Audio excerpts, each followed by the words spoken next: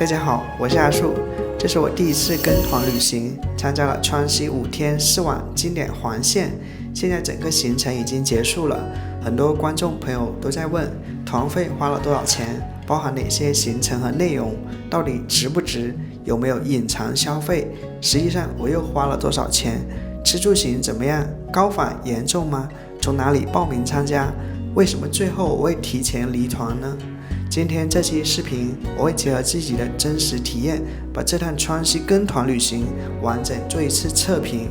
除了价格、吃住行优缺点之外，我也会分享整趟旅程中我觉得最惊艳跟最失望的地方，以及如果时间可以倒流，我还会不会再报名参加。话不多说，先来回顾一下这趟旅程。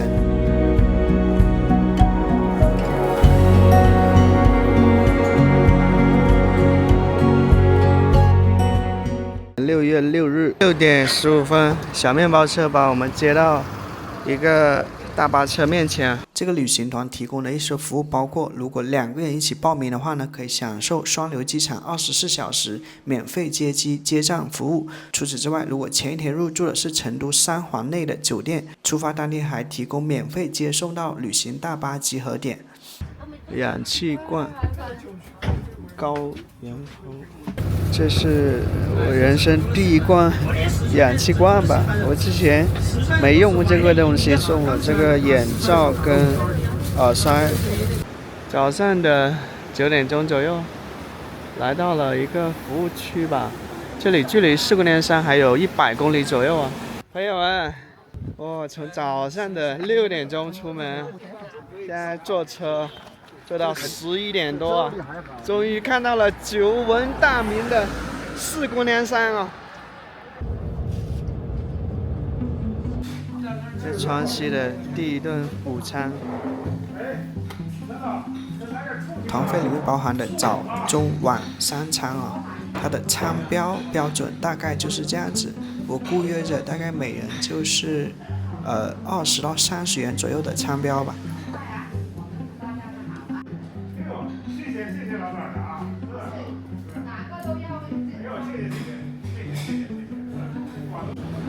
都提倡用公筷，挺好的。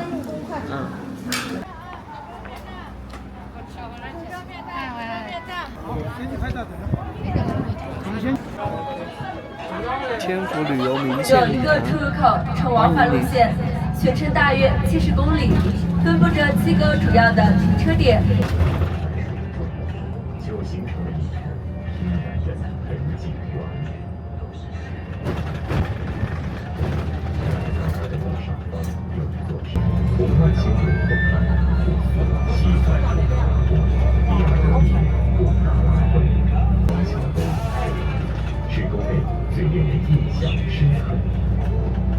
特别提醒大家，在布达拉宫站游玩的时候，请勿横穿马路或在马路上停留拍照，非常危险。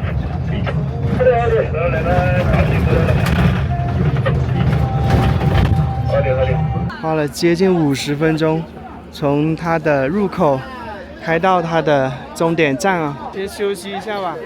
抬头即是雪山啊，现在6月初啊，感觉有点氧气不足的感觉，就是很疲惫，然后头有一点点晕。3842。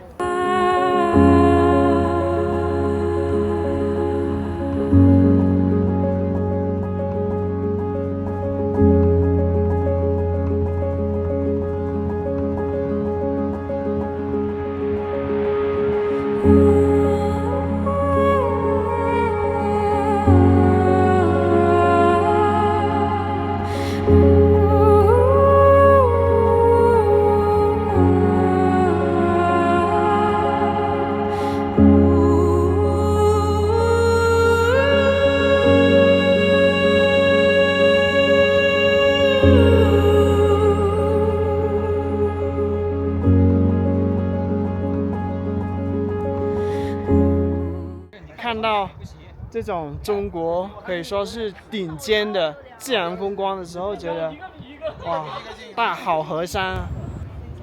哇，真的这个川西好神奇啊，都不用去到新疆，就能看到酷似新疆那种大草原。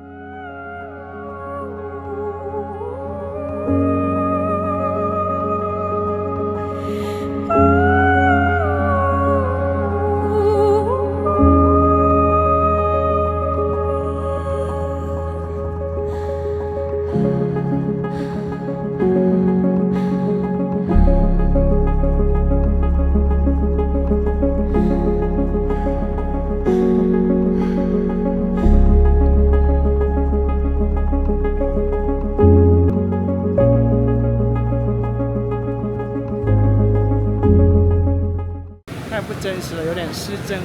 在横断纪事第1集影片，也就是上集影片，我们来到了川西北高原的四姑娘山，这里位于蓬莱山脉腹地，主峰幺妹峰，海拔6250米，被称为蜀山之后。四姑娘山由3条沟组成，分别是双桥沟、长坪沟和海之沟。我们先是游览了双桥沟，从海拔最高的红山林一路向南游览。在第2集影片，我们将继续看四姑娘山双桥沟的其他景点，叫龙珠错，也是一个高原堰塞湖啊。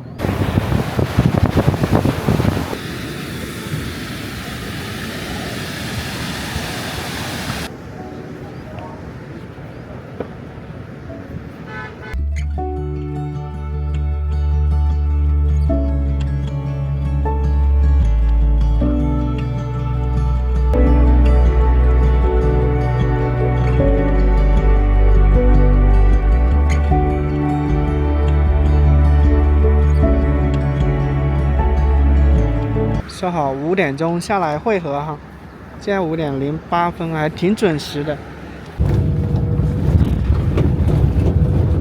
红1、红4方面军会师纪念地，你看，在山坡上修了很多爬山的阶梯啊。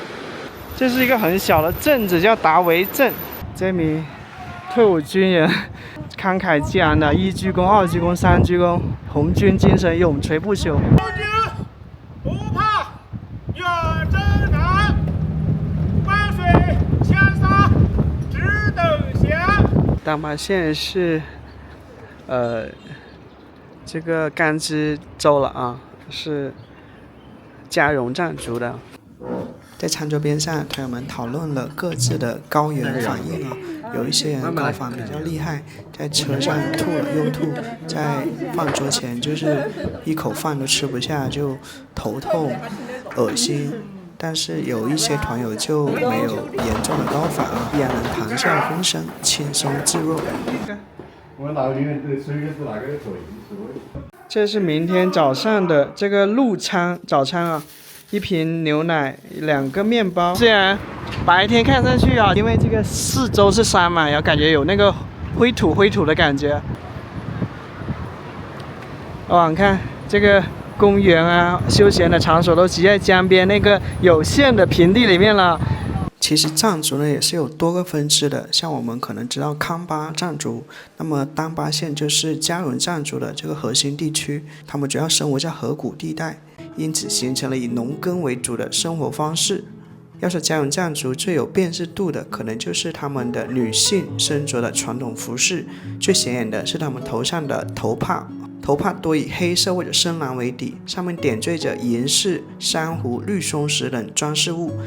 强烈推荐我吃一家特色的美食，叫什么？真的凉拌饭，就那不要加土豆丝，很入味，因为进去又实惠嘛，又好吃。猪头肉啊。哎，对。哇，好香啊！来往后看一眼，这个当巴县城啊，它就是沿着河谷蜿蜒。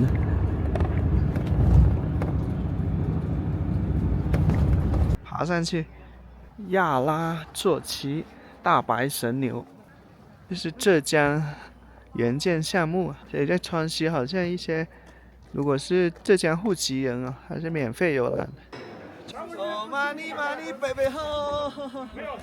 亚拉雪山景区，散落在山坡上。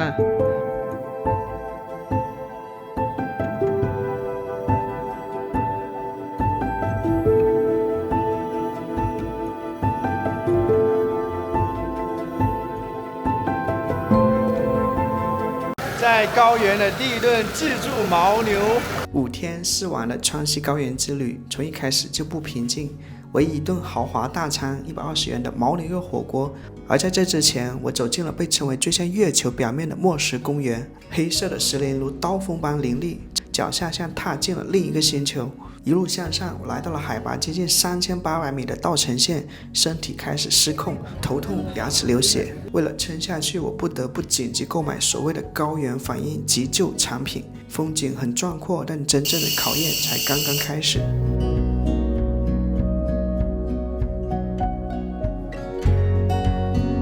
早上8点40分，来到海拔3560多的莫斯公园。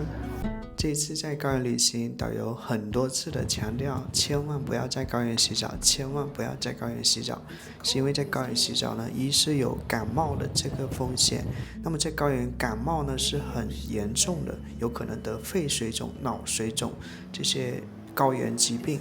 低盐的环境下，一场看似普通的感冒可能会被放大。所以连续几天我都是没有洗澡，所以显得有些不修边幅，又因为早上起来太早了。在这里看到的这个雕刻在这个石碑上的文字就是“哦玛尼贝贝吼”，这是藏传佛教最广为人知的6字真言，它与慈悲精神密切相关，被认为是观世音菩萨的心咒。这个亿万年的一个地壳运动呢，就将这种岩石雕刻成了这种黑色的一个石林跟峡谷的形状，非常特别，就是远远望去像是来自异域星球的一个。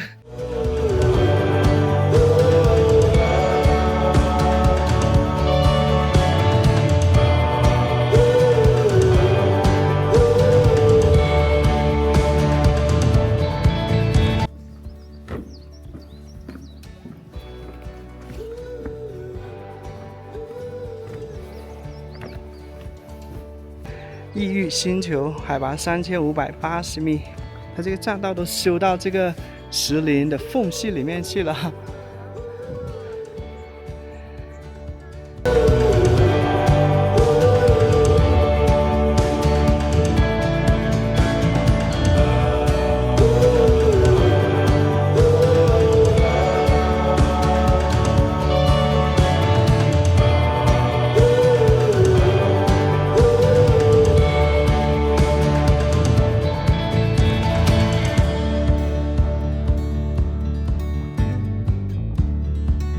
这里好热，太阳特别晒。这是这5天4晚最豪华的一顿大餐啊，吃到在当地才能吃到的这个大量的新鲜的牦牛肉跟鳕鱼啊。这就是鳕鱼吧，高原的鳕鱼。在车上导游是这样介绍这一顿豪华火锅餐的，他说是有新鲜的牦牛肉跟鳕鱼。坦白说，我不知道这个鳕鱼是什么鱼啊？肯定不是这个海洋里面那种鳕鱼啊，因为这里毕竟是内陆嘛。这个是牛羊肉、鳕鱼都是可以随便吃，吃多少拿多少，自助餐哦。这个不是，这个必须火锅，这个炒锅是吧？这个是松露，我在摆上里面好吃哈。这个才是烤的。哦，这个。哎。啊好。这个放在。第一口牦牛肉啊，还挺嫩的，这个刺也不多，不错，这个鳕鱼。山路18弯。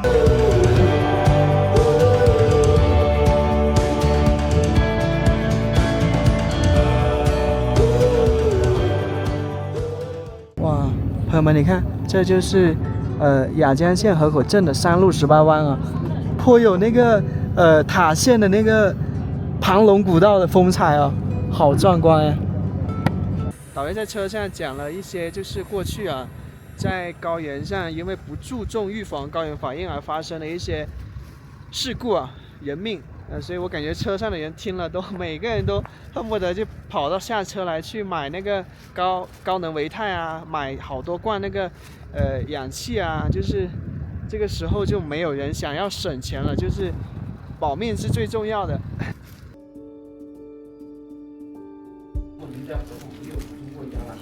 然后涌进吸氧是吸氧的。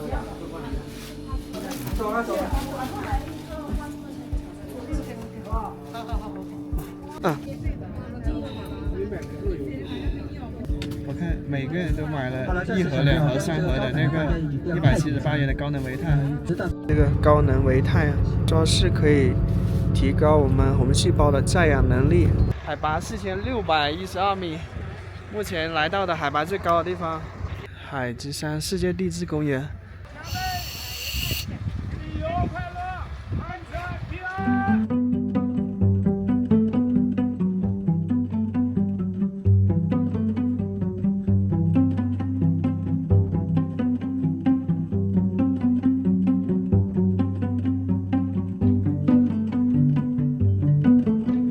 真的第一次参加旅行团，连续2天都是早上5点多起床，晚上9点钟到酒店。重点是一天大部分时间在车上，一天开几百公里啊！你和你的同伴，还有一个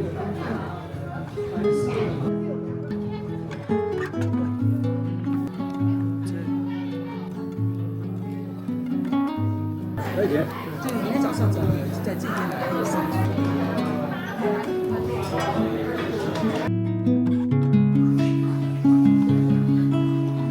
2边快进水，手还小小的手，轻轻的手。5点49，昨天晚上一宿未眠，都是在高原反应下，就是睡不。6点10分的稻城县。看一下有什么早餐，这个银耳枸杞汤、南瓜小米粥、牛奶豆浆、果汁儿、蛋糕、面包、鸡蛋。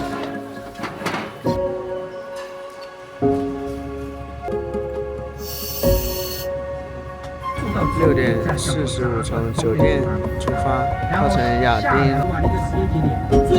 最晚下午5点钟必须再次回到闸馆宫上观光大巴车。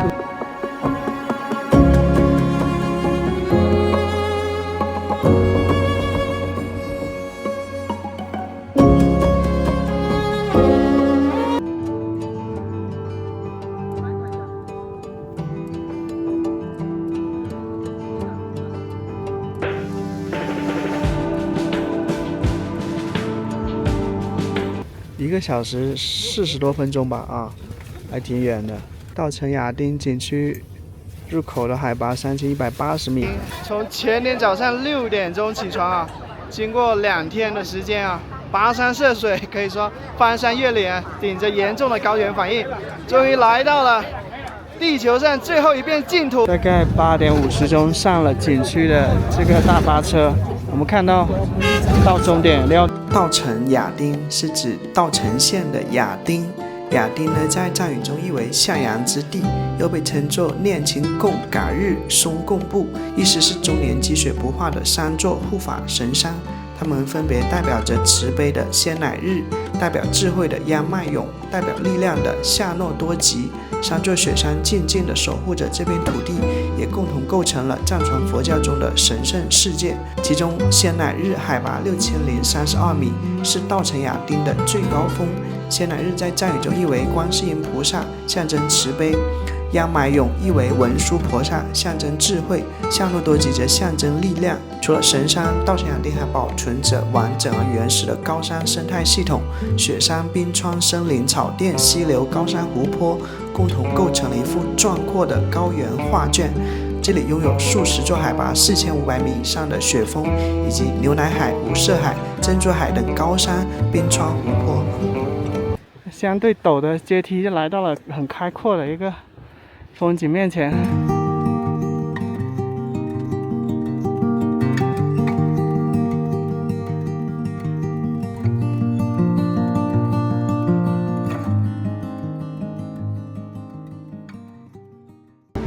哇，那边水流声好大！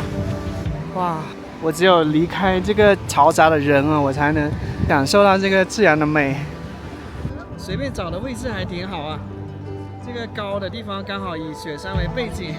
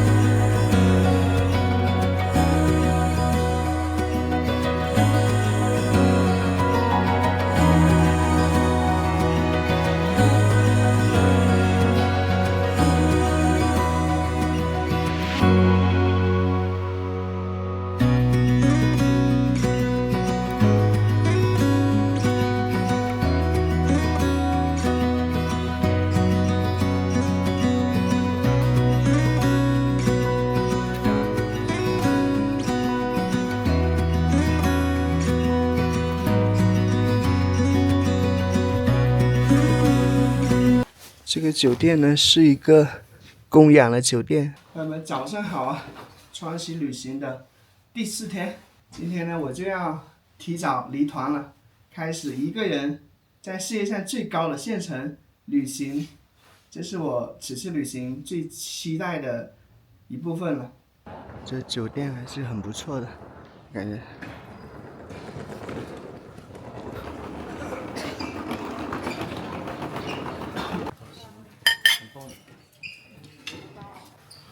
豆腐乳啊，朋友们，咸菜，木耳、黄瓜。油麦菜、黄瓜，这个有点像红薯的是面包，小番茄、鸡蛋、紫薯馅，还挺好吃的。明宇丽亚阳光温泉酒店，这个5天4晚的旅行呢，其中有一个晚上我们会住的比较好，就是会帮我们升级成一个5钻的这个酒店啊，送一份酒店温泉，也就是眼前的这一所酒店。这就是泡温泉地方，就在酒店大门出来的地方。昨晚没去泡，今天早上起来，我的状态感觉是这几天相对好一点的，因为今天起床的时间比平时晚了一点，平时是5点半就要起床，今天6点20，2-3个小时是睡着了的。之所以状态好转许多，是因为昨天晚上是唯一一个晚上住的有氧的酒店。像前2天的话，起来整个人感觉是那种浑身无力的，特别疲惫的状态，做什么都不得劲，说话都累。那今天的话就好些了，我感觉可以挑战接下来海拔4000米的理塘线了。前2天我是真的没有信心啊。在影片最后和大家分享一下这次跟团旅行到底花了多少钱，以及具体包含哪些内容。我这次参加的是川西5天4晚经典环线跟团游，团费1299元。整个行程大致是：第1天从成都出发，前往四姑娘山双桥沟，晚上入住丹巴县。第2天从丹巴县出发，游览墨石公园，然后一路前往稻城县入住。第3天全天往返稻城亚丁景区。第4天从稻城县前往新都桥。第5天返回成都。不过因为在第4天中午的时候，在途经理塘县时呢，我就提前离团了，所以后面接近2天的行程我没有继续参加。当然这一点我在出发前就已经知道并接受了，因此团费呢也不会退。那么1299元到底包含什么？团费包含5天4晚住宿，标准双人间，2人拼房，如果不想拼房也可以补单房差。我看到有的团友补了300多元自己住单间。除此之外还包含行程中的景点门票以及大部分餐食，包括早中晚3餐。不过有一个例外，第3天全天在稻城亚丁景区内，所以午餐呢需要自己准备。我当时提前买了一盒16元的自热米饭放进背包。那么除了1299元的团费之外，我额外花了多少钱呢？包括四姑娘山景区大巴70元，墨石公园摆渡车20元，以及120元的牦牛鳕鱼自助火锅。这顿火锅属于自愿项目，并不是强制消费。如果不想参加，团费内也会提供一顿比较简单的午餐。另外还有一个比较容易让人额外花钱的地方，在进入高海拔地区之前，导游分享了一些关于高原反应的案例，其中甚至提到过严重高反致命的一些情况，所以很多的团友都跟着购买了氧气跟高能维泰，我也没忍住，买了28元的氧气罐以及178元的高能维泰，据说是可以提高红细胞的载氧能力。所以如果只算基础旅行成本，我这趟旅行大概花了1400元左右。如果把火锅跟高原产品这些额外消费也算进去呢，整趟旅程实际花费大约是1730元。很多人呢也好奇为什么我要提前离团，原因也很简单，最初我来川西一个很重要的目的，就是想去世界上海拔最高的县城理塘县慢慢走走看看。理塘被很多人称为天空之城，平均海拔超过4000米。但如果单独从成都前往理塘，坐车通常需要10多个小时，而且呢，我之前也没有去过四根梁山和稻城亚丁，所以我在想，有没有一种方式，既可以轻松游览这些景点，又能顺便把我送到理塘县。后来呢，我就在抖音直播里找到了这条线路。虽然呢，我主动放弃了后面接近2天的行程，但换个角度来想，1700多元左右体验了四姑娘山、莫石公园和稻城亚丁3个热门景点，同时呢还顺利到达理塘，对我来说也还不错了。我后来也算了一下，如果全部自己去会花多少钱？四姑娘山门票80元，加上70元观光车共150元；莫石公园60元门票加上20元摆渡车共80元；稻城亚丁景区门票146元，3个景区加起来就已经接近400元了，而且这还不包括交通、住宿、吃饭。不过如果问我，如果重来一次，我还会不会报这个团？我的答案可能是不会，并不是因为这个团不好，相反，它最大的优点就是省心，而且对于第一次来川西、时间有限又不想自己做攻略的人来说，性价比还可以，挺不错的。但对我来说，我更喜欢自己掌握节奏，喜欢一个地方就多停留1-2天，不喜欢的也可以直接离开，而不是按照固定的时间表不断的往前走。还有一点就是跟团旅行的节奏真的很紧凑，基本上每天都是早上6点多起床，有时候甚至5点半就要起床了，晚上回到酒店已经是9点以后了。一天要坐车跑几百公里，所以很多时间其实花在了路上，比如丹巴县跟稻城县。其实原本我挺期待花一点时间去感受当地的风土人情，看看街道、逛逛夜市，或者随便走一走，看看当地人的生活是什么样的。但现实是，到达这些地方的时候通常已经比较晚了，再加上坐了一整天的车，身体也比较疲惫，所以基本上到了酒店吃饭休息，然后第2天继续出发。像第3天从稻城亚丁回到稻城县时，虽然时间上呢才晚上9点左右，听起来好像还不算太晚，但呢住的酒店又离县城比较远，而且又不方便打车，所以最后也没有机会去逛逛稻城县。